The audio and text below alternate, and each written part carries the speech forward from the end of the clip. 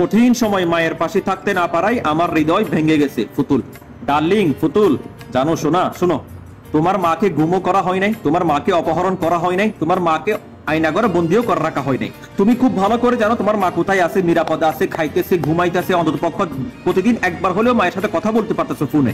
অথচ বিগত 15 বছরে তোমার মা যাদেরকে 10 বছর, 12 বছর, 13 বছর, 14 বছর গুম করে রেখেছিলেন, এমনকি অনেককে গুম করে আবার হত্যা করে সাগরে বাসায় দিছে, অনেকে জানিও না এখনো পর্যন্ত ওদের বাবা কোথায়। একবার ওদের ঘরের সামনে গিয়ে দরজায় একবার কান পেতে শোনো, ওদের ছেলে মেয়ের কি আর্তনাদ, ওদের ছেলে মেয়ের কলিজার কান্নাটা একবার কান পেতে শুনে আসো।